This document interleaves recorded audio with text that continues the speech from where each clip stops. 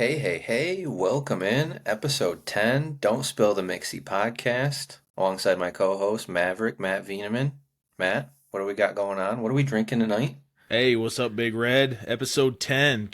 Man, it's been already 2.5 months of having a blast with you on these, and we have Double a digits. really good one today. And what's in the mixie right now is I've been drinking those sparkling ice, the mango, with a little touch of vodka in that one for myself today. What about you, my friend?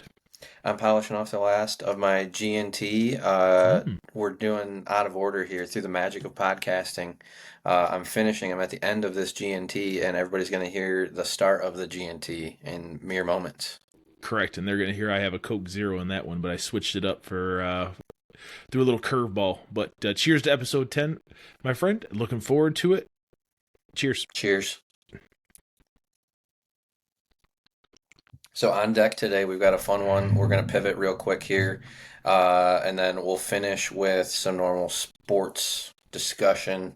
But first, you guys are going to hear a fun interview with our guy Rudy. Oh, yeah. Yep. Was able to have a good long weekend with my dad down here. His birthday was yesterday, turned 64. So good to have him down here for his birthday. We got went out last night, went to a lacrosse game, which was really interesting, kind of fun. Professional lacrosse was in town, and have a really good get to know him and get to know some backstory. Have a little fun, have a little discussion with him, and hopefully you all enjoy that. And we'll have to have him on in another episode to discuss some more in-depth stuff. But this was a good icebreaker, and I really enjoyed being able to catch up with him before he got on the plane. Yeah, it was a lot of fun. A lot of fun talking about a few things. So we've got about 45 or 50 minutes with him. So you guys will hear that now.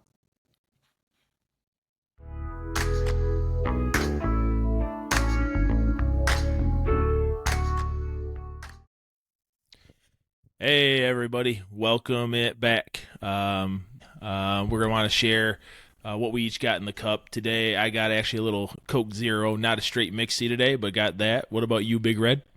I got a little gin and tonic working. This one came out a little bit better than the last one on the show. So we didn't go with the double shot.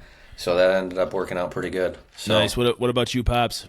I got a little ice and H2O. Ooh, a little H2O. Cheers to ooh, episode 10, to fellas. Yep, Cheers. episode yep. 10, double digits.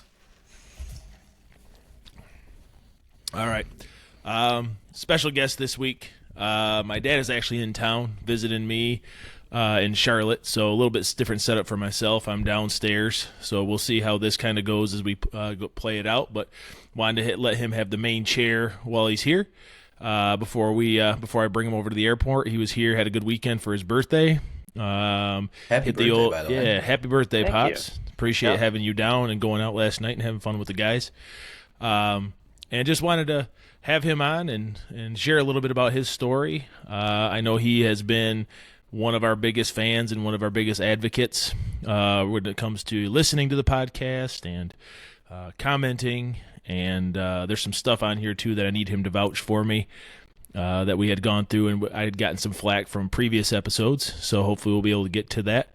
But just kind of want to go through his story and kind of where he got to today in retirement and kind of just talk through it with him and get to know him a little bit. There's some stuff that's going to be aha moments for myself and some stuff that's going to be, oh, yeah, I knew that, but it kind of slipped my mind. So, Pops, appreciate you jumping on and Yep. being willing to do this with us. It's always good to have guests, and I very much appreciate you, obviously. And, yeah, so let's kick it off and just kind of start from the beginning. You said when you were in high school, you started working in a local bakery and decided that's kind of where your passion was.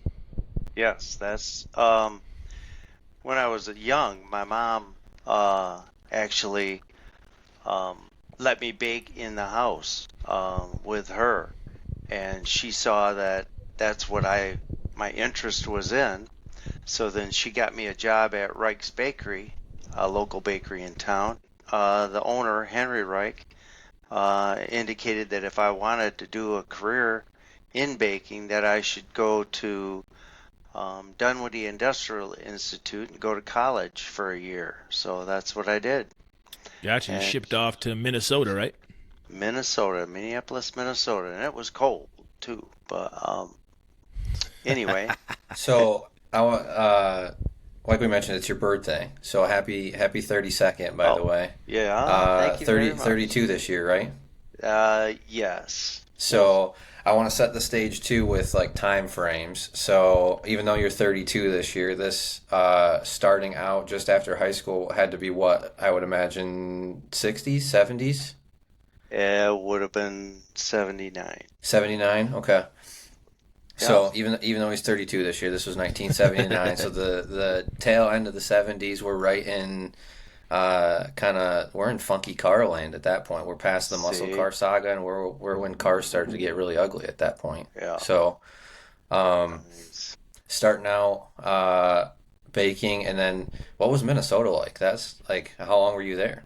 I was there for 10 months, Okay. and it was a 10-month course in baking, and that's what that's what I did there, and then graduated and came home and started my baking career with D&W as a baker, D&W Food Stores. Oh, nice. And then once I once I got through that, I worked for my brother-in-law at Eberhard's for a while.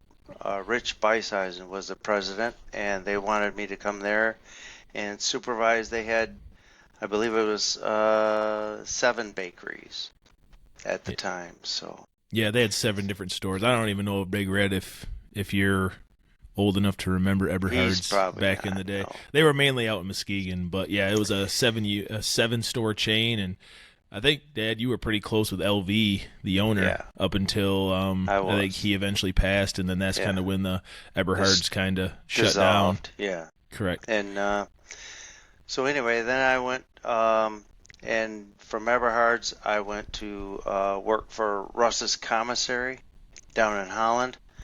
And Matt really liked the cinnamon rolls, but that's a whole different story Hey, now. we're gonna get there. We're gonna Uh, get there. okay, focus. Um, so anyway, yeah, I went to work for Russ's Commissary. It was third shift, and of course Matt was getting into the teenage years, so I wasn't sleeping good at night, and so I was always cranky. So we looked for a job and we answered an ad for the state of Michigan in food service. And so I applied there and I got a job with the state of Michigan in the Department of Corrections. And so I started out working in food service for about 15 years with the department. Nice, nice. And then after that 15 years, as we were talking before we got on, then the state decided to privatize it for a hot second with Aramark and gave you a couple options, I guess. Yeah, he said if at 54 years old you can jump through all these hoops and pass all these PT tests and do all this, you can become an officer. And so that's what I did. So Nice. And how long was that training? that training was up, and they had it in Lansing. That was pretty intense. That was, let's see, about 3 months. And So you were almost gone for 3 months. yeah, Because I remember yeah, we came out and visited you a few times. yeah, Is that so? That was a pretty intense too, right? You had to do some gun yeah. training and some That's done at yeah. like Yeah. what all kind of training did they have you do? The taser and that kind of stuff? Oh, tasers and pressure points and takedowns and arm bar takedowns and Baton you, stuff probably uh, too. no, No we didn't baton? we didn't get into the baton. That would be more for the ERT emergency Okay. response team type scenario where a regular officer wouldn't get into that. We weren't allowed to carry anything inside, Okay. so you couldn't have a baton inside anyway. So it's So all like physical hand to hand, Well, like you said, pressure we point have and we have pepper spray and we okay. have tasers, so it's not all hands on if you don't want to, you know. Yep.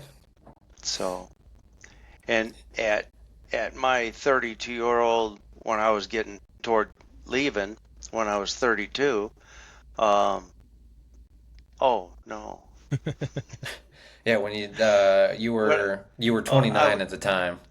exactly. I was trying to figure out the scenario. Something Trying to don't put the add up. timeline together. There's something in the game. So, but anyway, um, yeah, when then yeah, yeah, I don't know what, Yeah, so what was you were a big fan for the most part, as anybody could be a fan of work of the food service piece. So that kind of came as like a surprise when they did that. And like you said, I can't even imagine.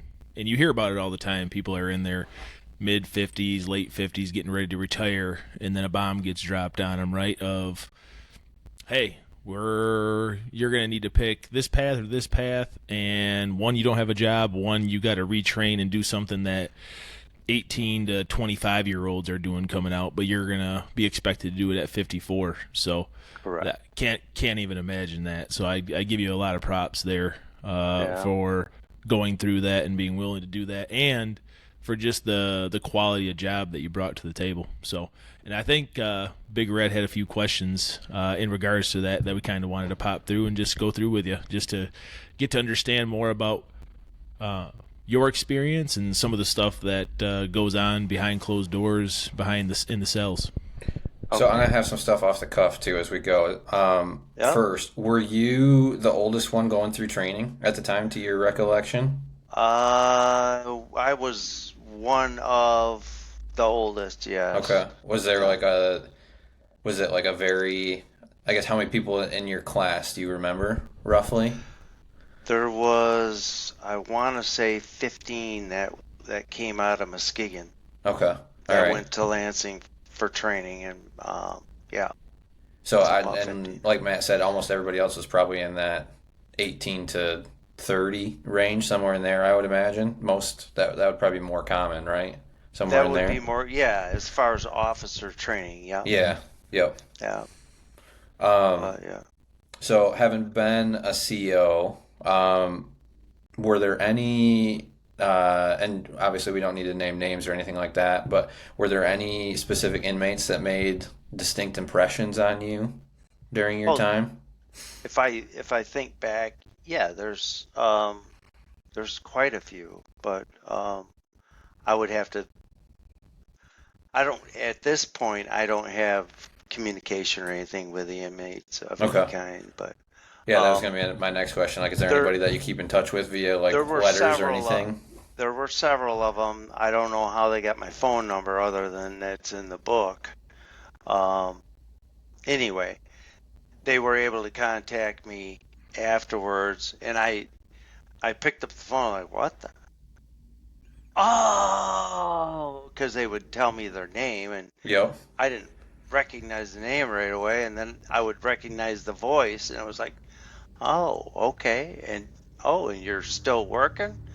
Yeah, so they're getting their life back together. So that part of a scenario I like to hear from, but that's not that's few and far between. There's not a So lot. while you were there, is it like were you like in charge of like a specific floor? So you were seeing the same guys. Like I don't have any idea how Well, large there's there Muskegon. well there's actually two facilities in Muskegon, and they each one houses about 1,280 inmates. Okay. And so the facility where I was at, I was in charge with one other officer of a housing unit. And so each housing unit has, I want to say, about 180 inmates that Okay. and so there's two wings, and you sit at this desk, and there's an upper floor and a down floor, and you're in charge of overseeing 180 different inmates. So it's So quite stressful. So you're in charge of like that house That regularly, and house, like you're not shifting to different houses consistently. different shift commands do it differently, but ideally you put the same officer in the same unit so you can learn who the shit starters are, who the, you know, where your trouble is going to be. And once you learn the inmates, it's a lot easier to oversee them. Okay. But a lot of the supervision doesn't even realize that. And so they shift you anywhere. They don't understand. A lot of the supervision hasn't even worked a housing unit for Yeah. a year, so it's kind of confusing. But Yeah, and I think from what you told me, Pops, it's you did a very good job of being authentically yourself in there at the same time and treating everybody as a human and everybody with dignity. And I think that got you a long ways in the inmates opening up about some stuff that may be going down and kind of looping you in, yeah, and just because keeping you up to speed, right? yeah, in the joint, it's all about respect. It's about give respect, get respect, and you know, and that's the way I approach my job. It was, you give me respect, I'll give you respect. It's a two-way street, buddy. How do you want to do this? So we can do it the easy way or the hard way. So Is most of there them, most of them were reasonable. So, is there like I would imagine over time you learn specific names like probably oh not yeah, first name Nick, last name but like nicknames yeah. and things See, like and then that. and then you get into the over familiarity issue, Yep. and and there's rules. Like I'm not allowed to say, "Hey, Skip," if that's not if his last if that's just a nickname. I'm not allowed to call them, but sometimes you get so when you're working 16 hours a day for, weeks on end, you know, it's hard to when I was in food service, it was very difficult to not work because you had to work with these guys and get them to perform and do something for very little or no reward. So, Yeah, because you're almost like a shift leader on the food service side of things, working with the inmates, yeah, right? Like you're exactly. Mm-hmm. helping them do the food prep, right? Because because your main cook at any time can ride out. Now you're the cook. You Yep. know what I mean? So it's it's it has days, but And not even that, but just the whole security thing, right? Because you have to make sure you're locking up the knives, locking up the spoons, and everything that they need to prep the meal. And correct. those guys in there can make a weapon or a shank out of, Anything, yeah, a piece of carpet. So, anything. so And you they'll got to stash it real. anywhere too, right? Like that's the other Yeah, thing. Like if you're not paying attention, they'll. yep. They will. Man, they've got 24 hours a day to look and find your weakness, and that's what they prey on. They just watch. They've got different prisoners who are trained in what to look for, and they've got a whole system in there that it's two against 180, and every one of them has a hustle in the system. They all have some, whether it's washing dishes or washing guys' clothes, or you would think an outsider looking in, oh no, you can't. Yeah, I give him, for example, they give him three T-shirts that are, if they turn in, well, you go out on the yard and you're working in they give you a plot of garden. Anyway, you get three T-shirts. You wear two of them. They're dirty. You got to turn it in the laundry. You don't know when that laundry is going to back. And now all of a sudden, the next time you're supposed to turn in enough, you don't have enough T-shirts. And then you send it in, and the laundry guy sees your brand new T-shirt, and they steal your stuff. So doing your own laundry in the joint is, and they used to have laundry machines in the units, but they took that out. So it's just it's hell. It really I mean, is. they're super possessive about Take literally everything. Take away a man's manhood. Put him in a cell, and then he's still got his creative mind. He's still got everything else, and now he's in this cell doing nothing. Idle hands is devil's workshop. Yep. Idle Exactly. minds is you're headed towards trouble and disaster. He's got to unload that creativity, like for lack of a better term, creativity or so energy now he's all up in Officer Veeneman's face. Yep. I don't want that. Get out of my face, because they got nothing to do. They come and they hang around the desk and listen to what we're talking about, and that's ear hustling, and Yep.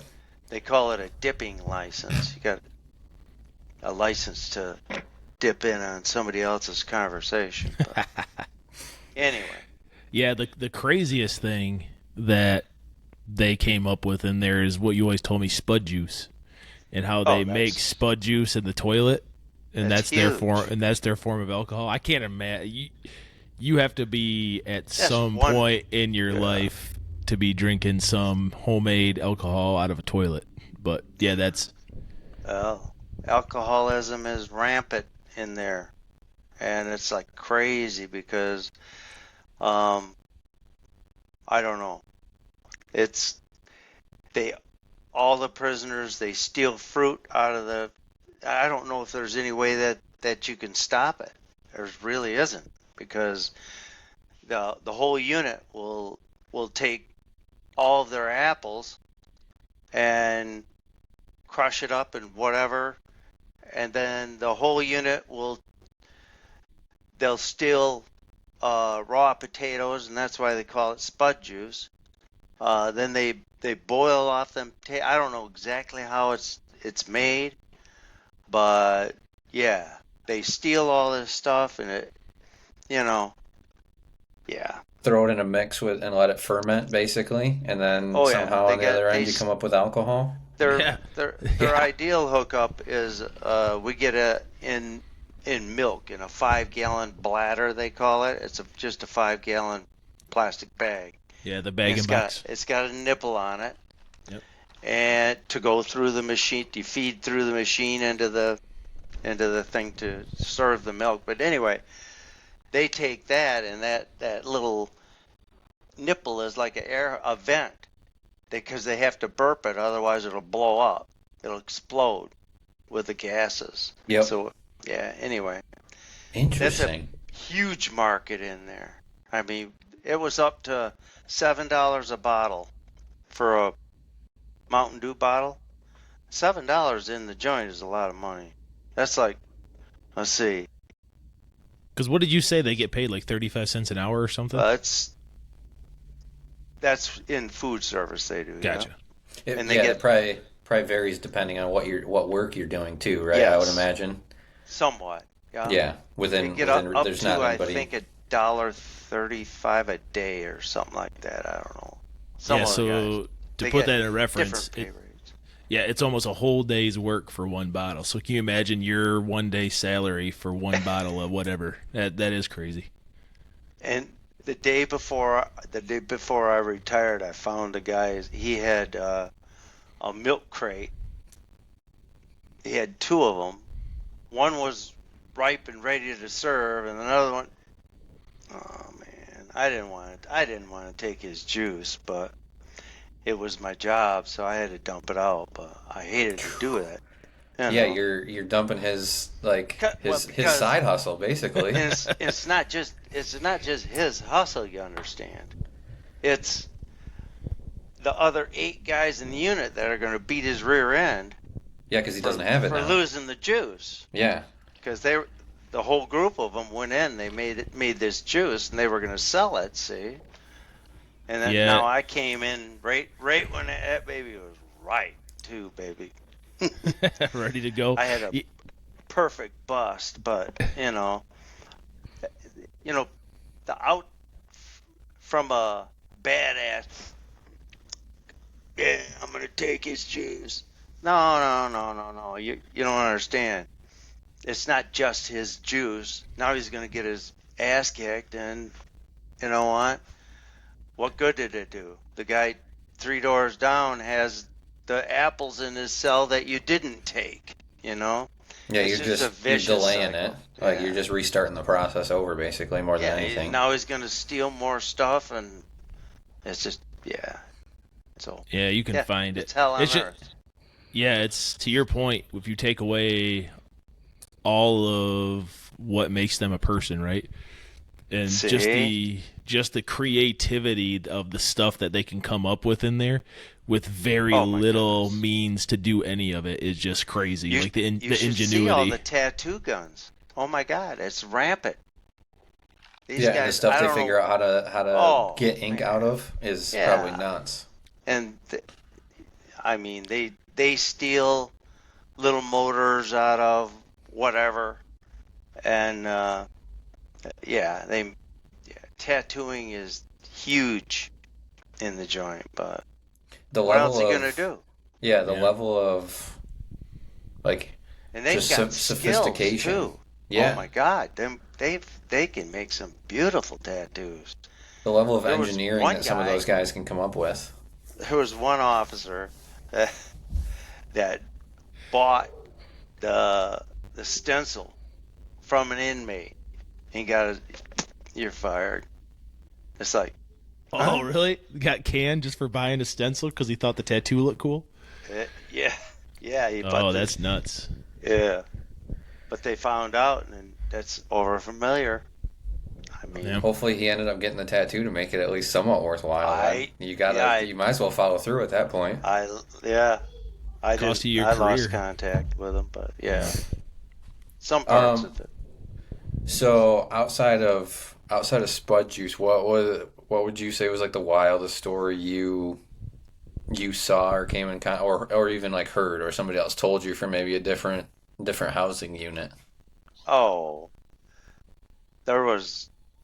There's so many different stories. Um, you a lot of it is just vulgar.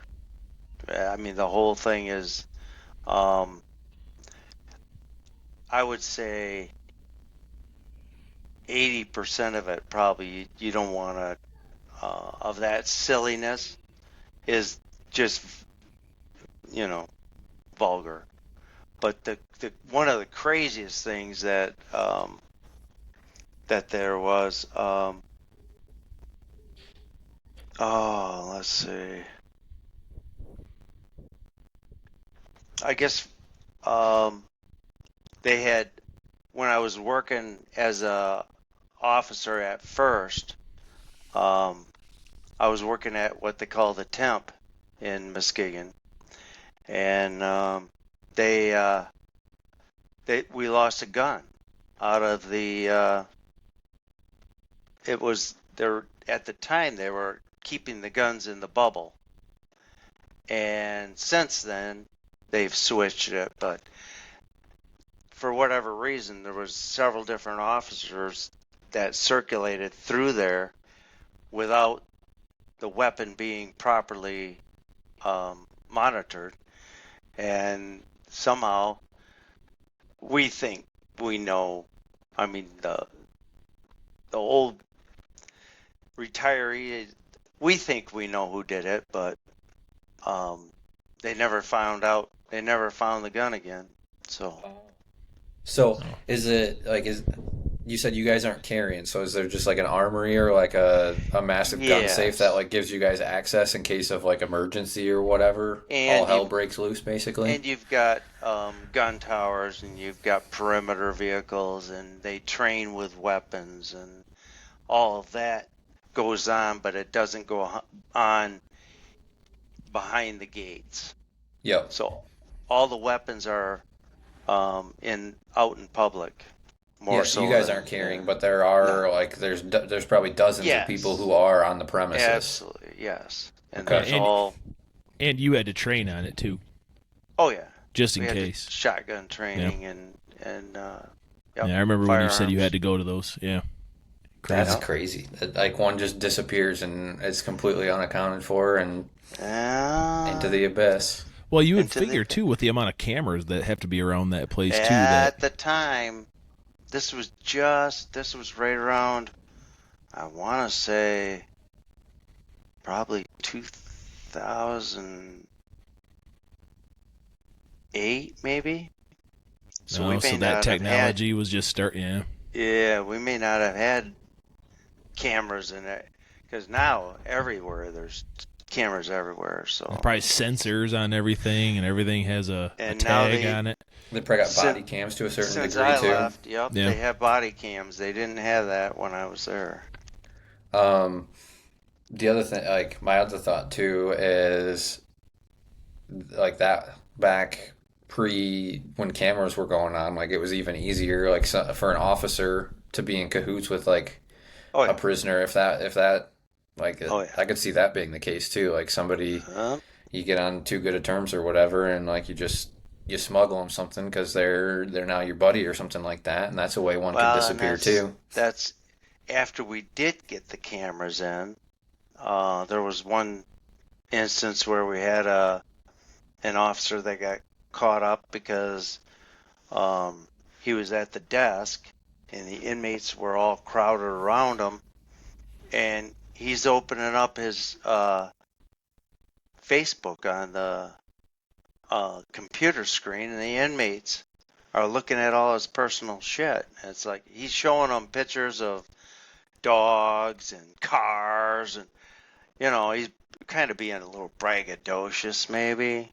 yeah, Anyway, he got caught up, and so he lost his job for over familiarization. But Jeez, yeah. And what's weird is like he's showing them all this stuff, and like there's probably a chunk of them that had no idea that like that that stuff even like you don't you that it forget that was like wrong.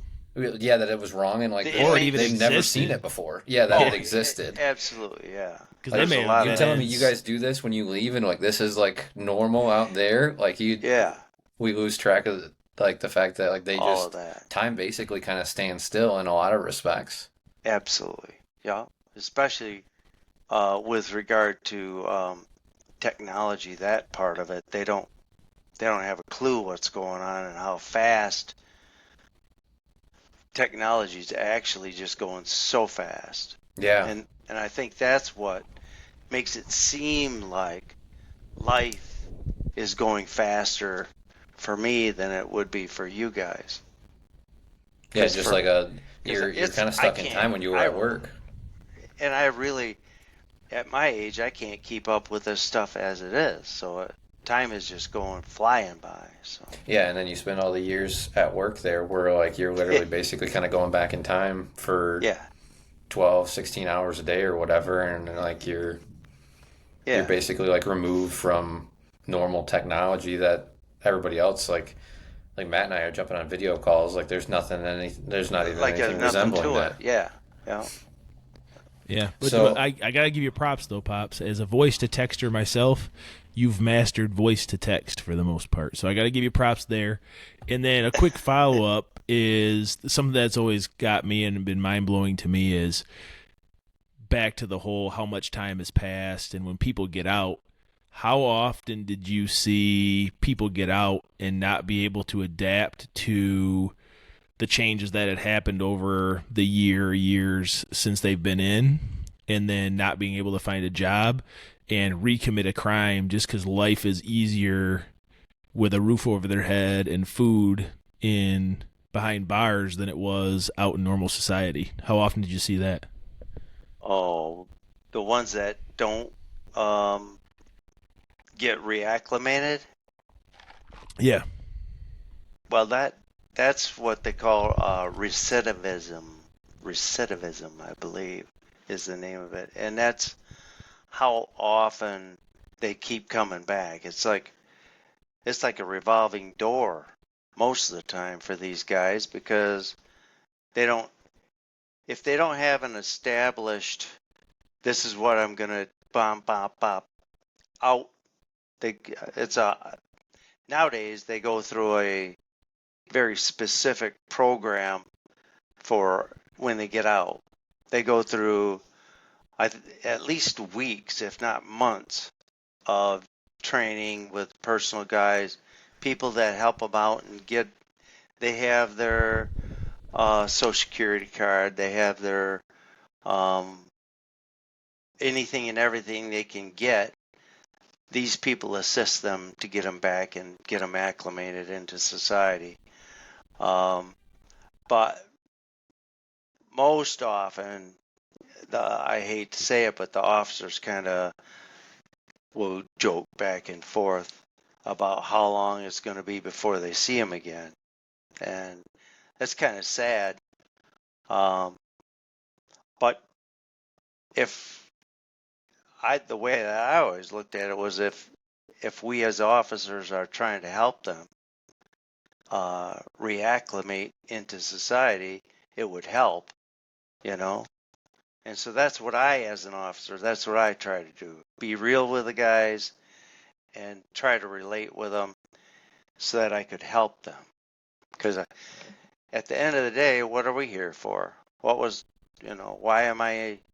I in the prison system for 25 years if I wasn't helping somebody? And if all it is a paycheck, you know, if your job is, if you don't like it and you hate it, get out, do something different. Life is way too short to stay in the same job that you hate. So that's Yeah, exactly. Rudy's advice. Exactly, and it goes back to some stuff that we were talking to with Reg about is everybody, like these guys, right, wrong, or indifferent, they made a mistake, and a lot of them probably a big mistake, and some of them, majority of them, probably have remorse and have been trying to work hard to pay their time and their debt to society. And if they're just getting out and nobody's extending an olive branch to them, whether it's helping to coach them on what life is going to be like now, or how to get a job, or how to put food on the table, of course their mind is going to go to, if I have to starve or I commit a crime and I can go back in and at least have a warm meal in front of me every night, like, what option are you going to have as a man or as a human? Of course, that's going to be the path of least resistance, especially if they get out and nobody has either helped them, like you said, in the prison or outside of the prison. They're pretty much on an island by themselves to some extent. Yeah, if the alternative's homelessness, or you gotta, at least in the prison, you got a roof over your head, and like like you got heat, you're not. They call it three hots and a cot. Yeah, I mean, if the alternative is you're sleeping under the freeway in the middle of January in Michigan, like I I might think as most well do people, I might as well do something and get thrown in there. yeah, Stay and warm. like you said, you at least have food, you got a roof over your head, and you're not gonna freeze to death. So, um, it's kind of a sad state of affairs that like they get to that point where that's their thought process. But I think that's Yeah. a good pivot. So now in retirement, if you could go back and pivot to any other career field, what would it be and why? I've been asked that a couple of times over the last few months, and I've always, when I look back, I think um, for young people, me personally, I think that I should have gone into the military. But my dad, my side of the family, we didn't have nothing to do with the military. Um, so I wasn't brought up that way. But I think a good start for everyone. I like the way that one of the countries, I'm not sure who does it, but it's Israel. Everybody has to go when you get out of high school, you go right to the military. Everybody goes through that. I think it teaches kids discipline, and I think, you know, a start to life is best if you understand respect and discipline, because our society, there's very little respect, and there's um, you know, and that's one of life lessons that's vital. So Absolutely. that's just my, and I probably would have. I love food, so I would have. I love cooking and baking, and I was a pastry chef um, before. That's what I like to do is pastries. What So branch would you have chosen, you think? I probably would have done the Air Force because Gone planes? I love. They used to have an aerial show in Muskegon every year, Mm-hmm. and I love that. I would go there with my parents, and we would see all these fancy new planes. I love that stuff. But So gone when and been some sort of chef for Air Force pilots, for a minute, and and then once try I to fly got yourself. no, once once I get out, I just start and own my own restaurant. So There you go. Okay. or bakery, one of the something like that. So this was another one I sent over. I'm curious to get both of your feedback on this one. If you could go back and hand pick a career for Matt to start out with back in the day, remove him from the sales life he's currently in. If you could hand pick a career for him now, all these years in, as his dad, what would you hand pick for him? I probably um I probably would have told him to stick with sports. I probably would have encouraged him more in the line of basketball because he really liked to play, but one of his senior year, I believe, he got the shaft, and Mm-hmm. at that age, um, for a student to be uh, singled out and not allowed to perform at their best, but allowing people that are a little subpar but have a little more money to let them play through, you know, and that whole atmosphere just, made my blood boil because it was Yeah. wrong. And Yeah. who knows what that does to a young person. Yeah, their trajectory in How, life and what else they might go do.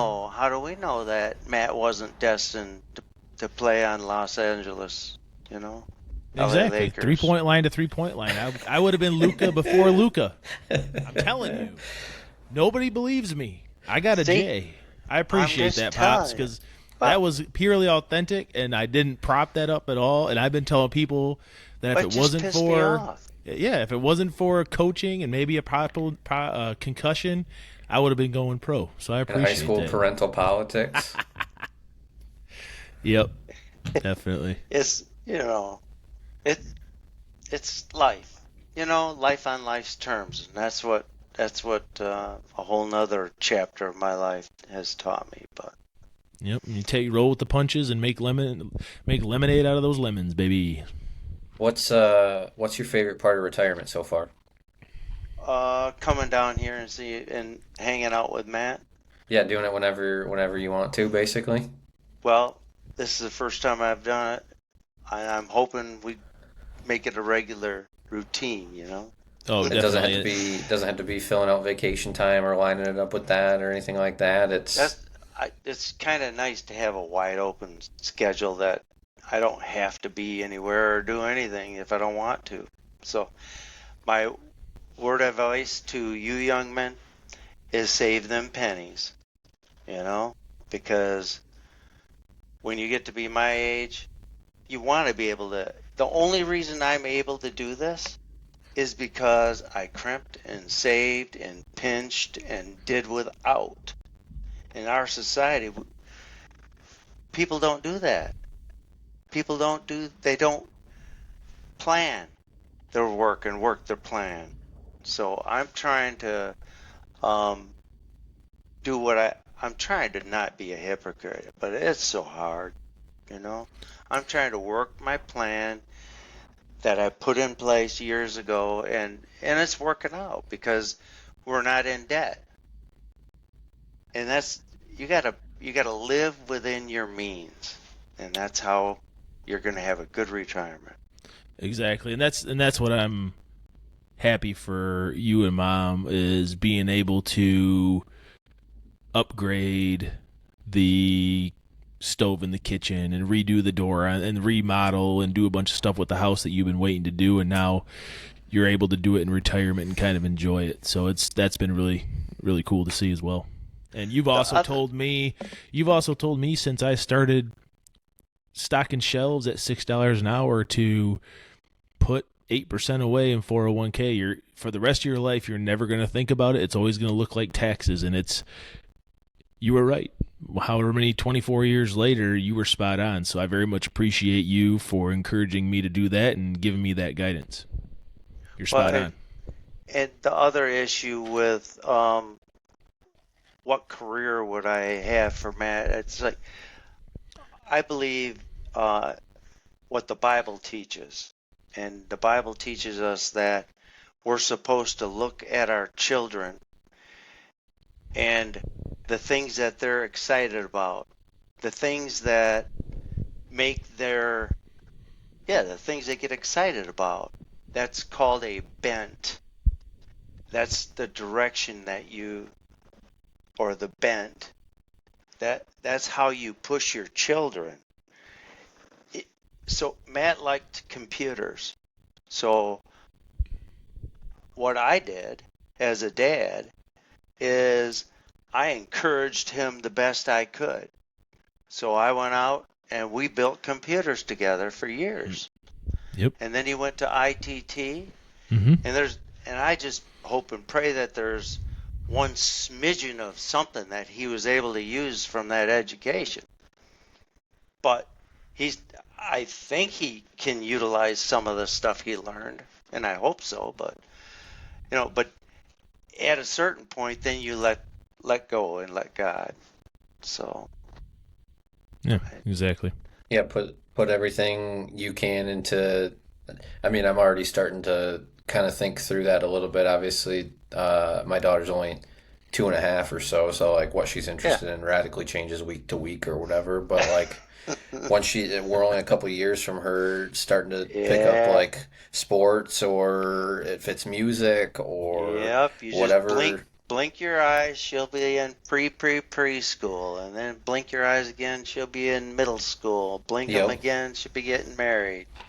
Life just goes so fast. It's insane. Like even just going through all the phases, like she's running around all over the place and talking and like Oh yeah. she's got her own agenda now that what she wants to do and what she finds interesting and it's like how do I coach that and how do I help foster that when she's into something like she loves reading? How do I keep encouraging that habit so that she keeps sticking with books because that's so good for her and how do you foster these good habits and encourage it and one thing it's taught me too is like just to not squash people's enthusiasm in general because it's like there's so much stuff as a toddler like everything's new to her but it's Yeah. not new to me and like it's easy to get into being bored with stuff that she's into because it's like all right we've played with this 100 times already and you're still getting a kick out of it and it's very Yeah. much boring to me but Hmm. like it's reminded me that like we need to overall just be less squashing of people's enthusiasm for things because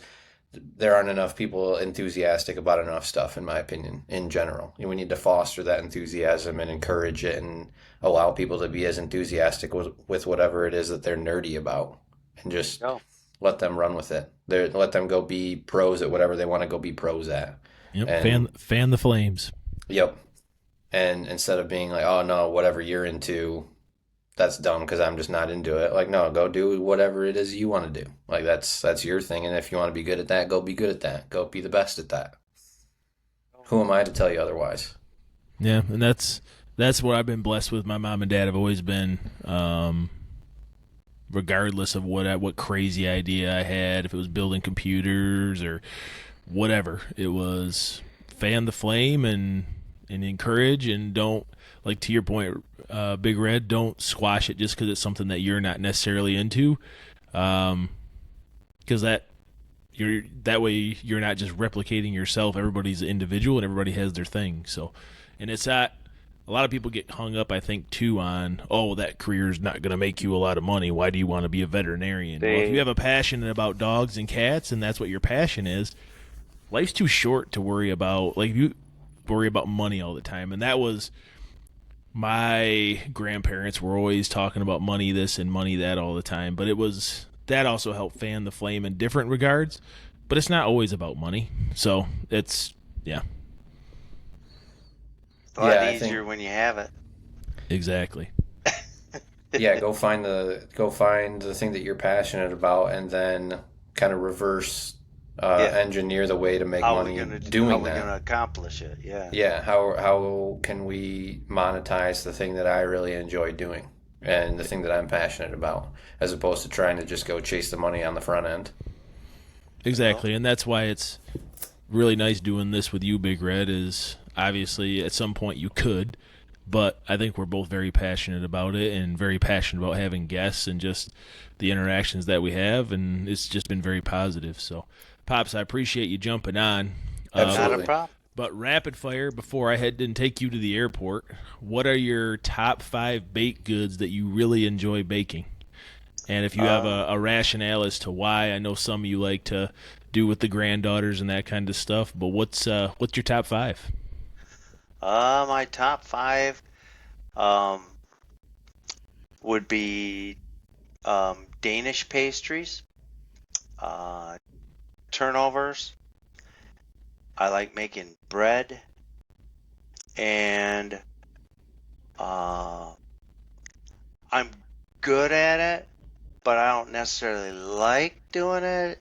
Apple pie I was gonna and say it's got to be apple pie because you have pecan grandma. pie, and You got grandma's recipe for Crisco crust down to a science, and Grandma Yep. Beisheisen taught me how to make crust. So, and now I'm more into, if you want me to come teach you and a few of your friends how to do it, let me know and I'll come show you how to do it. But I'm not gonna make 4 or 5 pies. It, for me, I just want to make one pie and let Rudy eat it. So is that Otherwise it's that 4-letter word. Work. Yeah, and you're retired. I don't You wanna ain't got time work. for work no more. Exactly. I'll show you. It's like give the guy a fish he eats for a day, give the guy a pole and a worm, he'll eat the rest of his life. But it's kind of that thing. I'll teach you how to make pie crust so you can do it. So Yeah, and so it's kind of cool seeing you being able to show Harp and Emmy, your granddaughters and my nieces, obviously, how to do that, and that they love. Hey, I'm gonna go bake a apple pie with Grandpa. Or we're gonna go bake some pecan pie, and then being able to get together as a family over the holidays and do 17 batches of 5 different types of cookies. So it just brings people together, and to your point, being able to pass that along generation to generation, like grandma's recipe to you now to the nieces, and Heather does it. So that's also been kind of cool to see you pass that along. yep, we're sponsoring like a community type thing, especially like um, at Christmas we do the cookies and we give them away, and it's just fun. It's just a good time. there's something So about having people get brought together in the kitchen, and like yep, that thing just like there's a magnetism to it. There's something just very human about the preparation of food and like the way it gets passed down from generation to generation, and just like, hey, here's the way that we did it, and then each generation puts its own little unique spin on it, but yeah, still has a bunch of the same core techniques and things like that. Like there's just something that's just very, very us, very people about that I think just resonates with everybody. yep, never a dull moment. Well, I Yep, appreciate you guys for letting me spend some time with you, and absolutely. Thanks for jumping on and talking through a few fun things for us. You've been on a wild journey. been hopefully we can do it again and get a little more in depth. So absolutely. Yeah, you sounds like got it. fun. Yeah, you Okay. got it. Appreciate you pops jumping on. And the biggest thing I've seen with you is retirement isn't the end of working and that kind of stuff. Again, you're not working, but you're doing a lot of other stuff in your life that's been very encouraging. And you're doing a lot of good things, and I'm very proud of you. And I'm sure at some point we'll be able to get into some of that. But you got big things on the horizon, big ideas, and I'm going to try to help fan those flames on your behalf. So appreciate you, Appreciate it. Pops. Yeah. Happy birthday again. And looking forward to having you on the podcast again soon. And as always, made it back through. No 3 for No 3. mixies. No No mixy spills. spills. No spills. Good So, job. All right, We're dry. appreciate you, Pops. Thanks, Big Red. Yeah. Yeah, thanks, Thank- Rudy. Appreciate Thanks, you. Big Red.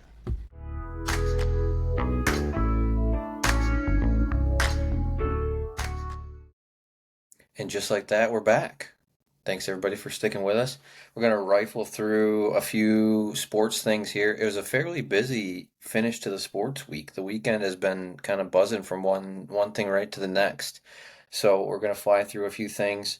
We got NBA Finals going on, Stanley Cup Finals is going on, and then we'll finish with some Money in the Bank talk. Money in the Bank was 2 days ago when you're listening to this. It was Saturday night, so we'll go through some of that. First and foremost, game 2 of the NBA Finals is about ready to tip here in another 25 or 30 minutes. So, game 1, very, very exciting. Wild finish. Crazy finish. Crazy. Absolute chaos. Halliburton I saw a clip that somebody put together, I think, of just this season, and he's like 14 of 15 or something ridiculous like that on game tying or to take the lead shots in the last 2 minutes, which is just absurd. So, kudos to Hallie for hitting the game winner. Pacers just absolutely stole game 1. They were basically trailing the entire way. And the other stat that I saw was they didn't have a lead until zero point 0.3 seconds left after he hit the game winner. So, Oh, yeah. That was their only lead of the game, I think. yeah. So, absolutely just stole that one. Should have been the Thunder the entire way. There wasn't really any traction going for the Pacers until the last few minutes, and then they just swooped in and just snatched it.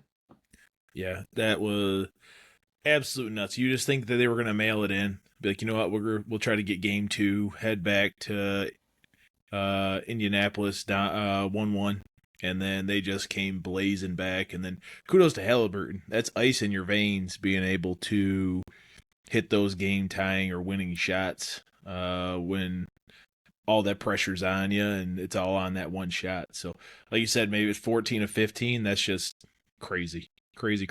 But kudos to him, and looking forward to jumping on and watching that game after we get done recording here. Should be a good one. Yeah, we'll see how game 2 goes. It would be wild if the Pacers steal both in OKC and head back to Indy 0-2. I don't think anybody. What did you say the odds were? Like plus 1900 at one point for OKC to win it? Something. It was like plus 2650. Jeez. It was over 2,000 odds. I did end up putting $10 on it. So if the Pacers end up winning this thing, You got like 200 bucks coming your way. Yeah, I cash out for like 260. Okay.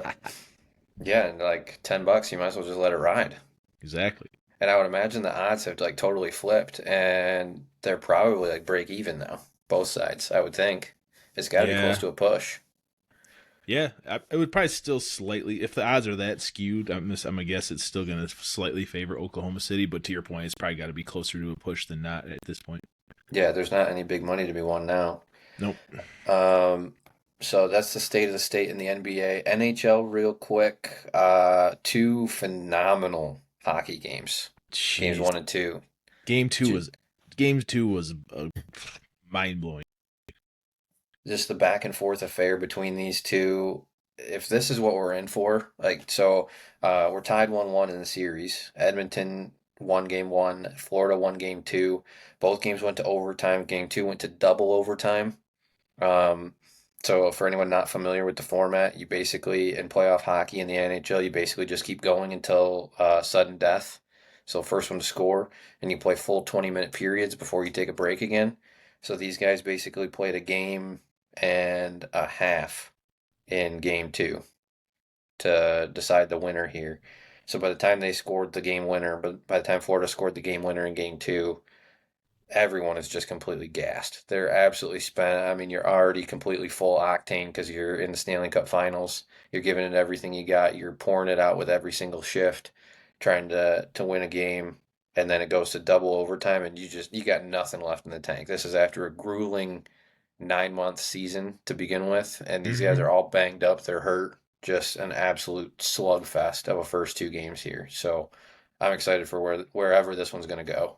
Oh yeah, we knew this one was gonna be absolute chaos from the beginning, and it hasn't disappointed, which is good. I'm glad we were able to at least make that prediction. And it, like to your point, if it continues to go this way, it's got to be up there with some of the top Stanley Cup Finals playoffs ever.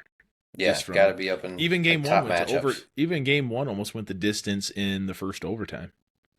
It's been it once it you're in the third period. I mean, the entire game is pretty much can't miss. But when you're in that third period, they could be down, like I've said multiple times, 2 or 3 goals, and they come back in 5 minutes, in 50 seconds, and score 2 goals. And you just never know. It's not back in the day. It used to be, all right, you're up 2 goals in the third period. This thing is on ice. You can pretty much turn this thing out. No pun intended.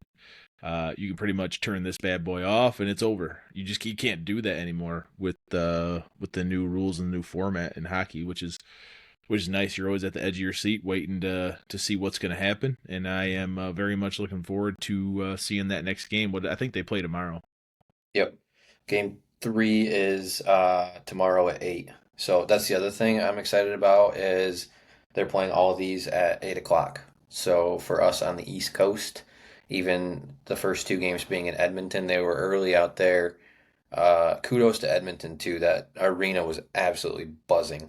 So, excuse me, I don't think anybody expected anything otherwise, but they brought the juice, and even though they split home ice, Florida's going to be buzzing too. But Edmonton just absolutely brought the noise. So Canada's showing out right now, and it's gonna. I think this is gonna be a long series, so they're gonna have at least a few more games there. I think. Oh yeah, I'm gonna go out on a real thick limb and say this is gonna go 7. I'm really hoping for 7 games of this. Like this is just haymakers back and forth, and it's you got some of the best players in the NHL going head to head right now too. Like Draisaitl and McDavid, you got Kachuk, you got Sam Bennett. I mean, Bobrovsky's probably a top three goalie in the league right now, especially Mm-hmm. playoff time. So you just got some of the top tier guys going head to head, and this is not disappointed in any way, shape, or form. So if you haven't been watching and you're on the fence about hockey, tune in, give it a shot, see what's going on because it's been super fun. So this is as good as it gets, and it's the end of it. So we're not going to get any more hockey for like 4 more months after this. So Exactly, and that's a nice thing right now because unless you're an avid baseball fan, which I would say you're pretty much, you could be in that category, right? And the Tigers are doing well.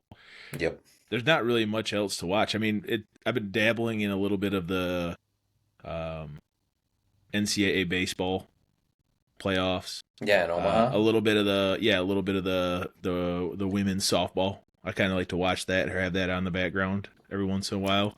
That's those kind are of wrapping up now too, though. exactly. They're kind of winding down. You really don't have much. So because you have this NHL series that we think is going to go the distance, and the Pacers took game one, which we thought that I think I predicted that this was going to be either 4 or 5 games for Oklahoma City. That looks like that's not going to be the case. You have on top of baseball, softball, everything else, you have NHL and NBA that look like they're going to go the distance into late June and maybe even get Yep, us into early July, which is really exciting because it gives you something to watch. yep, yeah. So give it a shot. Tune in. Now's the time. The other thing from the weekend, we'll finish with this. This will be our wrap up, I think. Money in the Bank was Saturday. Normally, I get fairly excited for this as a casual. This is one of the things that I regularly tune in for because it's one of the quote unquote pay per view events.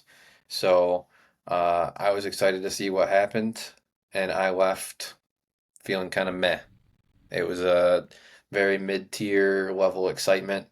There weren't a ton of moments, in my opinion, that really had me locked in, edge of my seat, Hmm. and super excited back and forth. It kind of just played out a lot of the way that I thought it was going to go, which is always kind of disappointing for WWE. That's not really what you're interested in. Yeah. Yeah, it's not good when you and I sit here as amateur prognosticators and almost pick the sequence of the matches and how each match is going to play out. And I think we almost nailed each one, either simultaneously agreeing on it or either one of us having a correct prediction. So that to me was kind of mind blowing in its own regard.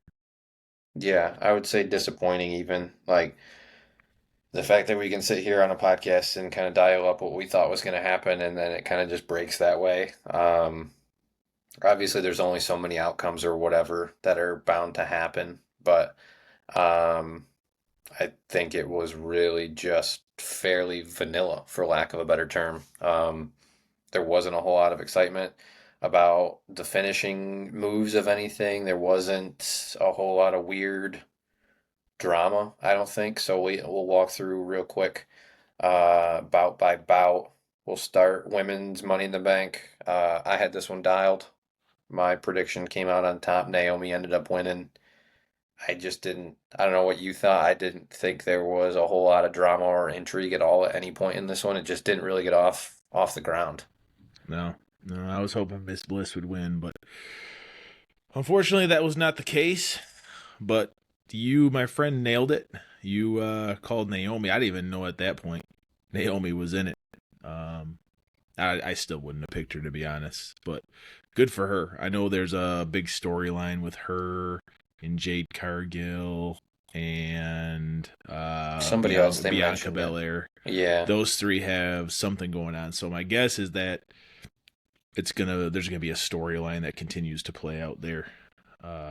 There were a few good moves in that match. There were a few interesting things that were going on, but um, yeah, it wasn't as high flying as I was hoping. There wasn't as many people going through ladders as what you would like in the Money in the Bank match, but it was kind of meh. But happy for Naomi. We'll see where this goes and see if she can take a belt and kind of get back into the glow. It'll be very interesting to see where this goes. I'll say they showed on the broadcast the last five Money in the Bank winners on the women's side. Alexa Bliss, to my knowledge, is the only one that's even still in WWE, or at least relevant in WWE on the women's side. So, like, winning it doesn't really bode well if you're looking at that past history. So, a couple of the ones that had won, I like don't even hardly remember being in WWE. So that was kind of ironic. Um, Next on the card, this one I guess came together earlier in the day on Saturday before Money in the Bank kicked off. Very weird, kind of out of nowhere. Didn't really feel like it fit or had a place. Dominic Mysterio defeated Octagon Jr., who's on the AAA NXT circuit or something. Yeah, that you just nailed it. That's what it was. So TKO bought the it's like AAA in Mexico, their wrestling circuit, their luchador circuit. So I think this was their way of throwing in a plug for that circuit and kind of getting them in the mix and involved. And because Dom is Ray's son, I think they just dovetailed it in that way. It's But the only tie. Like, there is nothing, like, I feel like that's the only thing that they could tangibly grab onto that would make any semblance of sense, and even then, it still really didn't, in my opinion. yeah, because the other ones that were relevant right now, right, were in the Money in the Bank match. It's El Yeah, Grande Penta. Americano for whatever you think that gimmick is. I roll my eyes at it. And you have Penta. So they really couldn't have done anything else because they're already in a match, so they had to dovetail that in with Dom and the whole Rey Mysterio thing. So that's all that was just a plug for the company they just acquired.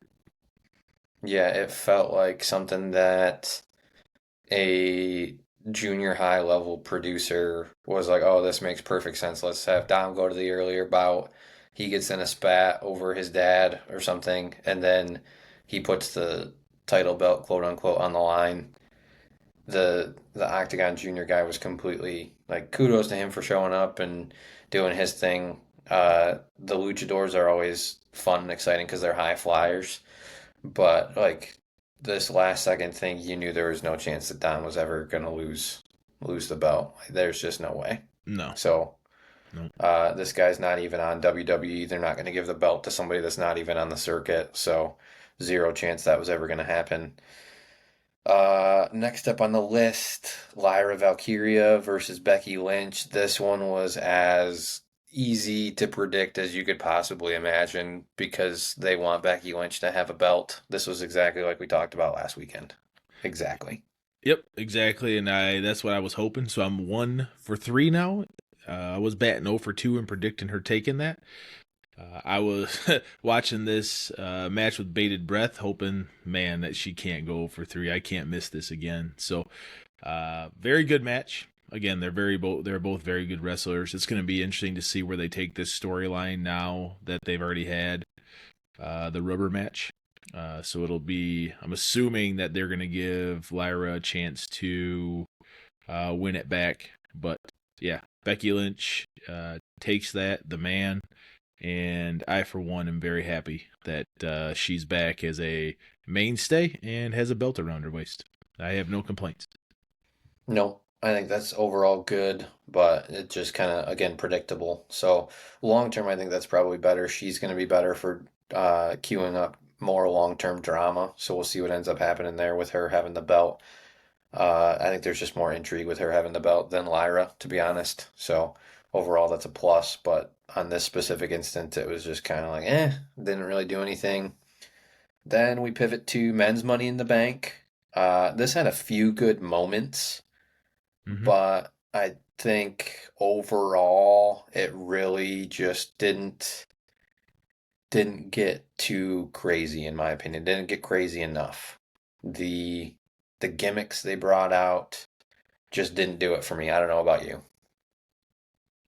Yeah, the one weird thing that stuck out to me more so than the match was McAfee, Barrett, and Cole arguing if El Grande Americano was Chad Gable or not. Like, I don't know if you even listened to the commentary, but if you go back and listen to it, 90% of all they talked about was El Grande Americano Chad Gable or not? And it was just, I'm like, you guys got to give it up. We all know that's it, that is him, right? So to continue to go back and forth on the commentary side, it just got old real quick. Yeah, I almost wanted to hit the mute button. I don't get it either. That's the like I don't get what like is it supposed to be funny or like I don't get the whole gimmick either because I get that there's a certain appeal to WWE where they are at times going for somewhat of a younger fan base for specific things, but there's other times when they're not, and like I don't get the whole gimmick. I don't get why it's not. I don't think anybody thinks it's funny. So I'm not sure what the shtick is there, but um, And it yeah, doesn't seem like there's any end in sight for it, which is sad. It doesn't seem yeah, like they have any ending unless they have. They're gonna have to have a match with Penta, and Penta's gonna have to take off the mask because that's always the thing with luchadors, right? You don't want to. Everybody always tries to pull off their mask, and that's their big thing. So he's gonna have a match with somebody and have the mask taken off, and then we'll be able to finally move forward. So hopefully that'll happen here in the next coming weeks, either on SmackDown or Monday Night Raw, and save us from this gimmick.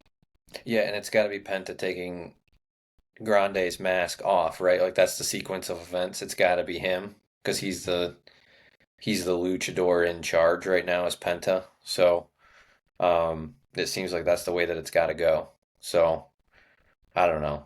I don't get the whole thing. Um, the ultimate winner of Men's Money in the Bank was Seth Rollins, which you had dialed up on that. we were both pulling for LA Knight. I had predicted LA Hmm. Knight too, along with pulling for him. We were hoping he would win. I guess you could say that he kind of finished in second because I think he was the next closest to winning at the very end before Yeah. Rollins climbed the ladder. Yep. Um, but the gimmicks that they brought out just didn't really do a whole lot. Uh, I, Jacob Fatu and JC Mateo showed up to help uh, Solo Sikoa, and that was kind of a thing. Everybody else kind of didn't really hardly do anything when those two were out there, which was kind of weird. I don't understand why they let that kind of. I get it from a storyline perspective, but to have a match of that caliber and have no disqualifications. I mean, the what's to, and I get their storylines and it's all booked and set up, but what's to stop from the entire roster coming out and messing up that entire match? It's just it's just mind blowing that they let that happen. But I get it from a storyline perspective. They're planting seeds, right? Yeah, yep. So along with that, Braun Breaker and why do I always blank on his name?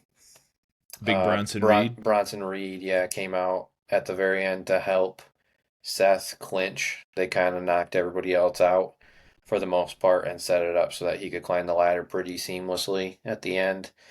Um, yeah, I don't know. Just it didn't seem like the six guys that were. It didn't seem like there was any highlight moments from the six guys that were actually supposed to be fighting each other, if that makes sense. No, the few that I do remember is when Fatu hit that pop up Samoan drop on Bronson Reed.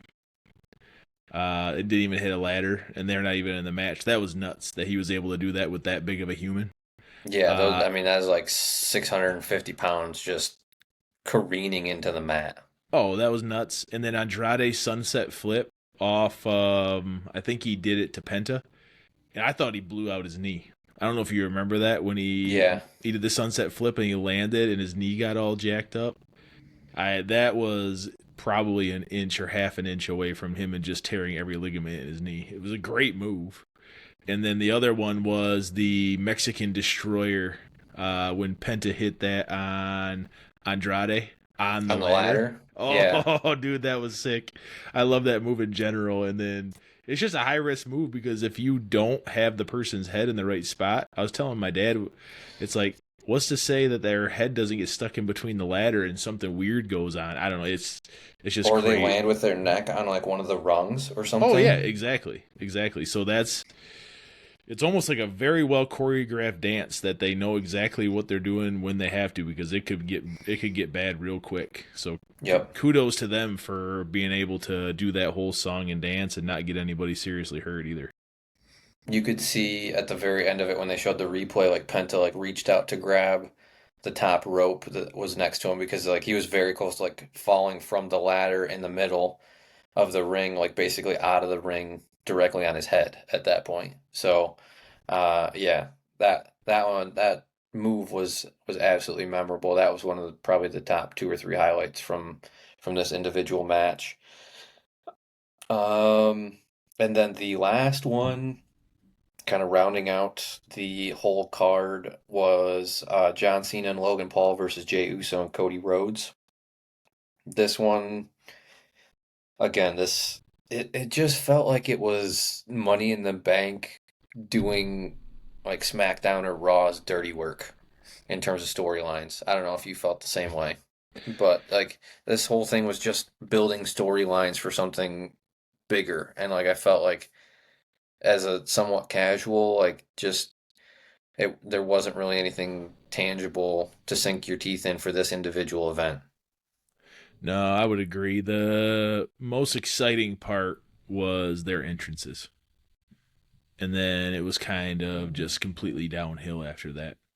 Um, and then the surprise at the end, which I don't know if it necessarily was a surprise, was our truth coming in, all zipped up in a hoodie and everything, and then hitting Cena with the belt, and then ultimately costing him the match.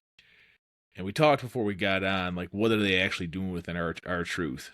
And I think what they did is they created a quick storyline that said he wasn't getting re-signed, so that nobody thought that he was going to be a part of this match or not.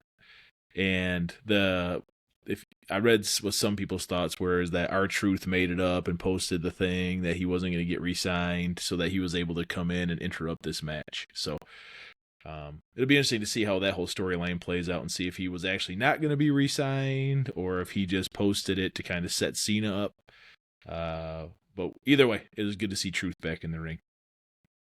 Yeah, he made a quick flash in the pan.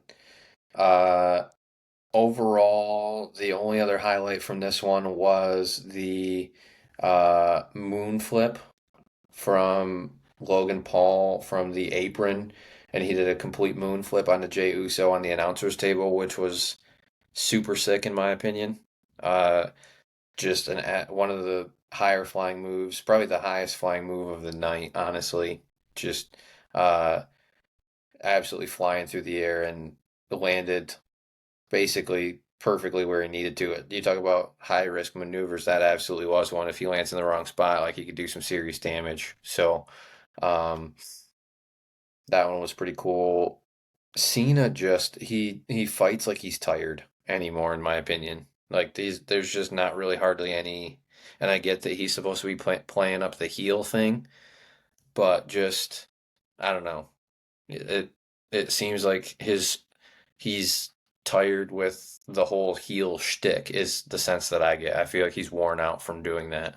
Well, and he's got TV shows he's doing. He's overseas filming movies, and then he's trying to come back and do this. And I think you're right. I think he's just getting tired and exhausted from the heel and having to play a persona that's not him. Right? He's a good guy. He's hustle, loyalty, respect. He's make a wish. He's do I think he good in feeds off the life. crowd. Yes, he's do good in life, and he feeds off the crowd. And him, no matter what you do in life, if you're doing something that's contradicting to how you are normally in your personality, it's not going to end well. You're going to get exhausted. So I didn't think about it that way, but I would probably agree with you that that's got to be a lot of it. Is he's getting sick of being the heel. And like you just watch these matches and they're rolling him out there regularly. That's the other thing now. Like this is the heaviest workload he's had in probably almost a decade, right? So uh they're throwing him out there pretty regularly and it just there's no buzz to what he's doing. Like it's the least exciting AAs you've ever seen, the least exciting five knuckle shuffles. The whole thing just feels very tired to me. And I don't know how long they're going to keep it going. I would hope that everything is wrapped up and like we can move on. Maybe at SummerSlam is kind of the last hurrah. I mean, that's the last major pay-per-view in in the foreseeable future anyway. There's one in the fall, Yeah, but SummerSlam's the yeah. And there's a last of the couple real major smaller ones. ones. Yeah, you're right. What would be real interesting is if Rollins, now that he's Money in the Bank, comes after Cena in that title. Yeah, I could see that. It could be like Throw you're not the last real champion and do that whole thing. I don't think that's the way they're gonna go. I think he's gonna end up trying to go for Jey Uso's title. Would be my guess, just to keep it on Raw, but you never know. Yeah, it'll be interesting to see what that plays out because I think it's gonna pick up steam really pretty quickly here over the next 2 months between now and SummerSlam. So I think Cena behind the scenes probably wants to move on and be done with it. I mean, this has been going on for a while now, and I think WWE as a fanhood is getting worn out from the whole thing, and they're ready for fresh blood. So I think it's and Cody Rhodes is knocking on the door for something too, right? So Oh that's yeah, coming. oh yeah, he's back. It was good to see him back in the ring too. Yeah, that was good. I didn't realize how much I missed not seeing Cody on a consistent basis with his entrance theme, and you could really tell when he was walking down the ramp, and then he gave the kid the belt, and then he was like thanking the crowd, like he got a little emotional being back, and that's just kind of cool to see the passion and some of that actually realness coming out. So kudos to him. Big Cody fan right now. The other one that's knocking on the door that didn't have any part of this, but is lurking is Roman Reigns. So he's one of the two or three biggest stars in the whole WWE universe, and they're going to get a title back in his hands shortly. So Yeah. we'll see what ends up happening with that. Those two, you can't have Cody Rhodes and Roman Reigns not having titles for too long. Logan Paul's going to need to get his hands on something here shortly too. So um, they're in a weird spot where I would say probably the three biggest actual current superstars in the whole thing don't have title belts. I would say those three are the biggest needle movers of the current generation. Agree, disagree? Definitely. I'm on board with that. So, like, something's going to give quickly with those, I would assume, between now and SummerSlam, or maybe at SummerSlam. At least one of those, in my opinion, walks away with the title in their hands. So, we shall see.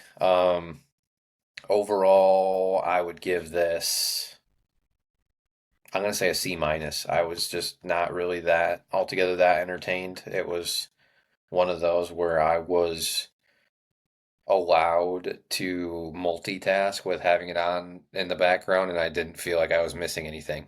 So, what would you throw out there on it? I was actually gonna say C minus. So just to, I'm gonna say D plus. It just didn't. We were talking about before we hopped on. Just didn't get the juices flowing. It's kind of disappointing.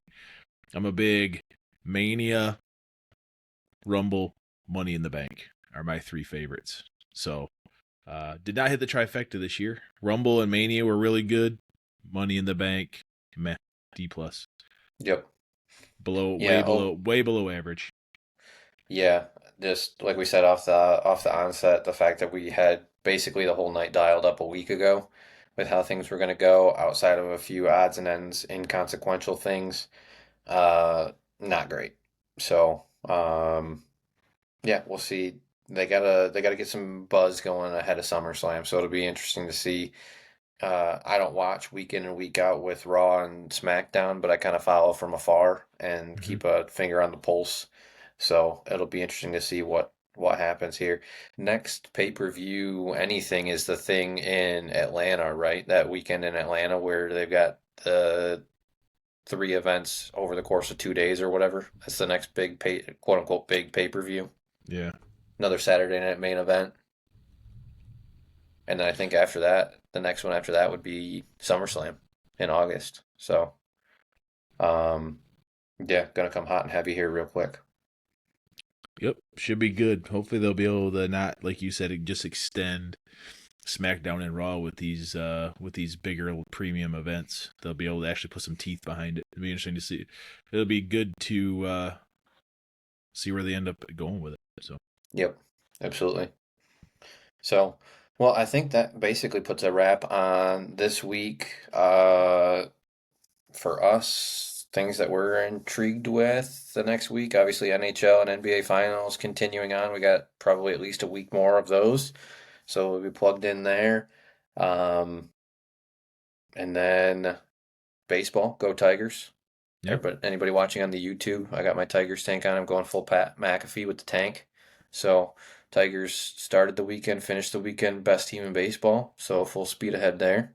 So as we get further into the season, we'll talk more baseball, but we're very early, so we'll let that simmer while other things are finishing up. But other than that, I don't know. Anything else on your radar this week, viewing wise? no, nope. Pretty good. I think we're gonna try to tee up another guest for next week. Keep them going, and just really hope you enjoy the quick chat we had with my dad. Just going through some of his history, some background, some interesting stuff that he had going on as a corrections officer, working behind bars. And yeah, looking forward to upcoming episode 11. I think it was a really good episode 10, and hopefully uh, the consistent listeners and any new listeners we have enjoyed it. And again, feel free to comment. Let us know what you like, what you don't like. If you'd want to join us on the podcast, we'd love to have you chat through it. We can come up with some interesting stuff and just go through whatever you'd like to. And Big Red, I appreciate you, my friend, as always. And another episode of Not Spilling the Mixie. So 10 for 10. And until next week, cheers, everybody. Have a great and blessed week. Thanks, everybody.